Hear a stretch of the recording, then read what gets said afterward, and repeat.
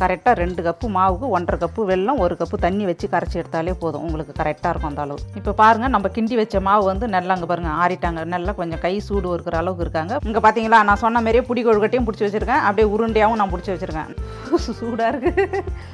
முன்னாடி உங்கள்கிட்ட நான் சொன்ன மாதிரி தான், இந்த ராகி மாவு கொழுக்கட்டை வந்து உடம்புக்கு ரொம்ப நல்லது. வாரத்தில் ஒரு டைம் இதேமாரி கண்டிப்பாக நீங்கள் செஞ்சு பாருங்கள். இன்றைக்கி நம்ம என்ன செய்ய போகிறோம்னு பார்த்தீங்கன்னாக்கா, இன்றைக்கி ஒரு சூப்பரான கொழுக்கட்டை தான் செய்ய போகிறோம். அதுவும் என்ன கொழுக்கட்டைனா, நிறைய வந்து நம்ம அரிசி மாவெல்லாம் வச்சு செஞ்சுருப்போம். இன்றைக்கி அரிசி மாவையும் இன்றைக்கி ராகி மாவையும் ரெண்டையும் கலந்து இன்றைக்கி சூப்பரான ஒரு ஸ்வீட் கொழுக்கட்டை தான் செய்ய போகிறோம். இது வந்து சின்ன குழந்தைங்கலேருந்து பெரியவங்களுக்கு வரைக்கும் இது ரொம்ப பிடிக்கும். இந்த கொழுக்கட்டை சாப்பிட்றதுக்கு டேஸ்ட்டாகவும் இருக்கும், ரொம்ப சாஃப்ட்டாகவும் இருக்கும். இப்போ வாங்க அந்த ஸ்வீட் கொழுக்கட்டை எப்படி செய்யலாம்னு பார்க்கலாம். அதுக்கு முதல்ல நான் என்னென்ன எடுத்துருக்கேன்னு பார்த்தீங்கன்னா, 1 கப்பு ராகி மாவு, 1 கப்பு வந்து பார்த்தீங்கன்னா அரிசி மாவு. இப்போ இவங்களை 2 பேரும் நம்ம நல்லா வறுத்து எடுத்துக்கலாம். ஸ்டவ் ஆன் பண்ணிவிட்டு இது மாதிரி ஒரு வானல் வச்சிடலாம். வச்சுட்டு 1 கப்பு அரிசி மாவு, 1 கப்பு ராகி மாவு. இந்த ராகி மாவையும் அரிசி மாவையும் நம்ம தனித்தனியாக வறுக்கணும் அப்படிங்கிறதுலாம் எதுவும் கிடையாது. நம்ம இது மாதிரி இவங்களை 2 பேரையும் ஒன்றாவே போட்டு நம்ம வறுத்து எடுத்துக்கலாம். ரொம்ப நேரமும் வறுக்கக்கூடாது. இவங்க ரொம்ப நேரம் வறுத்தீங்கன்னா மாவு வந்து உங்களுக்கு கருகி போன மாதிரி ஆகிடும். அதனால கொஞ்சம் பக்குவமாக நல்லா இவங்க வந்து மாவு அள்ளினா கையில் வந்து நமக்கு அப்படியே சுருன்னு சுடணும். அந்த அளவுக்கு மாவு சூடு ஏற அளவுக்கு இவங்களை வறுத்து எடுத்துக்கலாம். அதே மாதிரி இந்த மாவு கிண்டக்குள்ளே வந்து பார்த்தீங்கன்னா, நம்ம ரொம்ப இந்த கரண்டியை வச்சு வேகமாக கிண்டணும்னா மாவு வந்து தாறுமாறாக மேலே எங்கே பார்த்தாலும் இறஞ்சிருவாங்க. அதனால்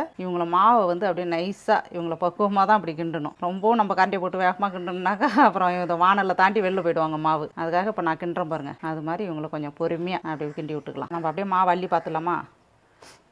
சுடுது நல்லா பாருங்கள். நம்ம கையில் மாவு அள்ளி பார்த்தோம்னா கையில் வந்து நல்லா சூடு சுருன்னு ஏறணும். அப்போ நம்ம கரெக்டாக மாவு வந்து பக்குவமாக வறுபட்டுச்சு. இப்போ இந்த ஸ்டேஜில் நம்ம அடுப்பை ஆஃப் பண்ணிவிட்டு கீழே இறக்கி வச்சிடலாம். அந்த பக்கம் நம்ம வறுத்து வச்ச மாவு நல்லா ஆறிட்டு இருக்கட்டும். இந்த பக்கம் வந்து இந்த வெள்ளத்தை வந்து நல்லா கரைச்சி எடுத்துக்கலாம். 2 கப்பு மாவுக்கு 1.5 கப்பு வெல்லம், 1 கப்பு தண்ணியை ஊற்றி நல்லா கரைச்சி எடுத்துக்கணும். இந்த வெல்லம் வந்து பாவு பாதெல்லாம் எதுவும் தேவையில்லை, நமக்கு இந்த வெல்லம் கரைஞ்சி வந்தால் போதும். அதுக்காக தான் வந்து நம்ம தண்ணியை ஊற்றி இவங்களை அப்படியே ஒரு கொதி வந்ததும் எடுத்து வடிகட்டிக்கலாம்.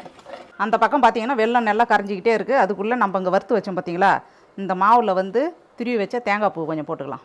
இப்போ நுணுக்கி வச்ச 4 ஏலக்காய் பொடி, இது கூடவே வறுத்து வச்ச 2 ஸ்பூன் வெள்ளை எள்ளு, இவங்களையும் அப்படியே மேலாப்பில் தூவி விட்டுடலாம். இப்போ இவங்களுக்கு ஒரு பிஞ்சு உப்பு போட்டுக்கலாம். இந்த உப்பு எதுக்கு போடுறோன்னா, கனமாகவும் போட்டக்கூடாது, ஒரு பிஞ்சு போட்டால் போதும். இது வந்து எந்த ஒரு ஸ்வீட் செஞ்சாலும் ஒரு பிஞ்சு உப்பு போட்டோம்னாக்கா நமக்கு வந்து அந்த டேஸ்ட்டை வந்து நல்லா தூவி கொடுக்கும். அதுக்காக தான் போட்டுட்டு அப்படியே விட்டுறக்கூடாது.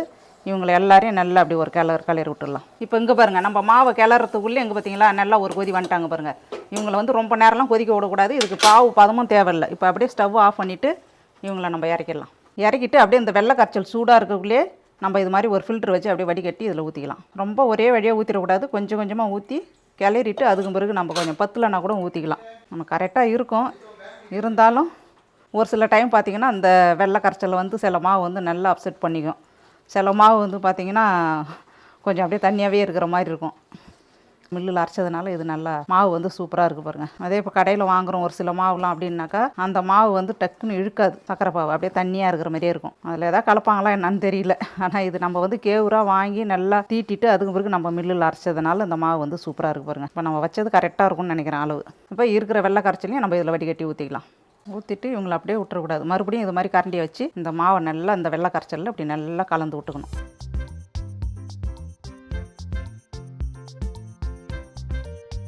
கரெக்டாக இருக்குது பாருங்கள். நம்ம ஒரு 2 கப்பு மாவுக்கு 1.5 கப்பு வெல்லம், 1 கப்பு தண்ணி வச்சு கரைச்சோம். அப்படியே கரெக்டாக இருக்குது பாருங்கள். பார்த்தீங்களா, ஃபுல்லாக எல்லாத்தையுமே ஊற்றிட்டேன்.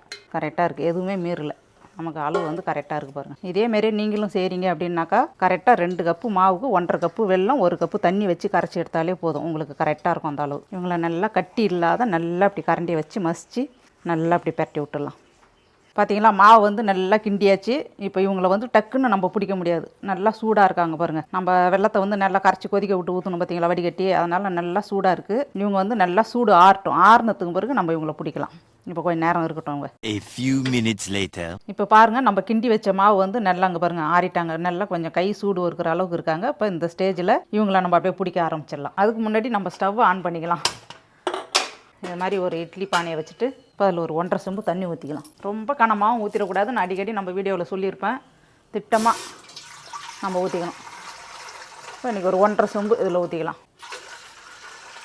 அப்படியே இவங்களுக்கு ஒரு மூடியை போட்டு தண்ணி கொஞ்சம் நேரம் நல்லா சூடாகட்டும். அதுக்குள்ளே இவங்களை நம்ம பிடிக்க ஆரம்பிச்சிடலாம். உங்கள்கிட்ட இட்லி ஒத்து வந்து துணி போகிறது இருந்தாலும் நீங்கள் துணி மேலே போட்டுக்கலாம். அப்படி இல்லைன்னாக்கா எண்ணெய் மாதிரி எண்ணெய் கூட தடவிக்கலாம். இது மாதிரி தட்டு இருக்குதுன்னா இப்போ நம்மள்ட்ட வந்து பார்த்தீங்கன்னாக்கா இது மாதிரி எண்ணெய் தடவை தான். இதில் அப்படியே எண்ணெயை தடவி விட்டுட்டு இவங்களை பிடிச்சி இதில் வச்சிட வேண்டியதான். இப்போ நம்ம கைக்குமே கூட கொஞ்சம் எண்ணெய் தடவிக்கலாம். கையில் கொஞ்சம் எண்ணெய் தடவிட்டோம்னாக்கா மாவு வந்து ஒட்டாத வரும். அதுக்காக தான் அப்படி லைட்டாக கொஞ்சம் கையில் எண்ணெய் தடவிட்டு இவங்களை வந்து இப்படி பிடி கொழுக்கட்டை மாதிரியும் பிடிச்சிக்கலாம், இல்லை உருண்டையாகவும் பிடிச்சிக்கலாம். நம்ம விருப்பம் தான். உங்களுக்கு எப்படி பிடிக்க வாட்டம் வருதோ அது மாதிரி நீங்கள் பிடிச்சி வச்சுக்கோங்க.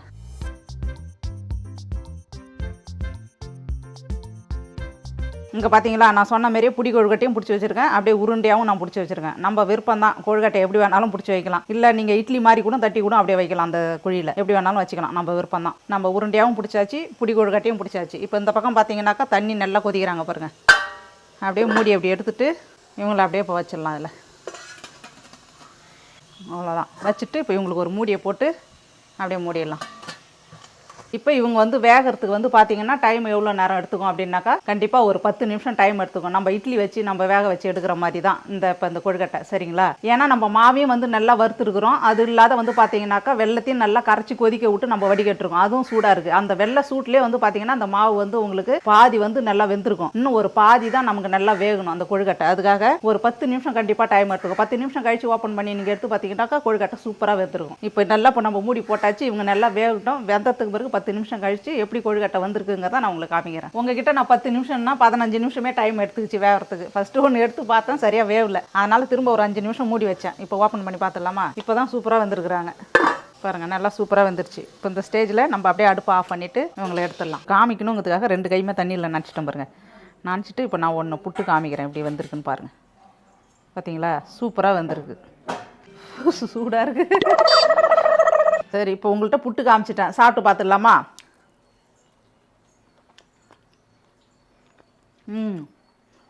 சூப்பராக இருக்குப்பா. நல்லா வந்து ராகி மாவு கொழுக்கட்டை சூப்பராக நல்லா சாஃப்டாக வெந்திருக்கு. நல்லா செம்மையாக இருக்குது, நல்லா டேஸ்ட்டாக இருக்குது. முன்னாடி உங்கள்கிட்ட நான் சொன்ன மாதிரி தான் இந்த ராகி மாவு கொழுக்கட்டை வந்து உடம்புக்கு ரொம்ப நல்லது. வாரத்தில் ஒரு டைம் இதேமாரி கண்டிப்பாக நீங்கள் செஞ்சு பாருங்கள். அவ்வளோதாங்க, டக்குன்னு நம்ம வீட்டில் இருந்த ராகி மாவையும் பச்சரிசி மாவும் வச்சு சூப்பரான ஒரு ஹெல்த்தியான கொழுக்கட்டை செஞ்சாச்சு. இதேமாரி நீங்களும் வாரத்தில் ஒரு டைம் உங்கள் வீட்டில் செஞ்சு பார்த்துட்டு எப்படி வந்துச்சுங்கிறத மறக்காமல் கமெண்ட்டில் சொல்லுங்கள். நம்ம இன்னொரு சமையல் வீடியோவில் பார்க்கலாம். டாட்டா.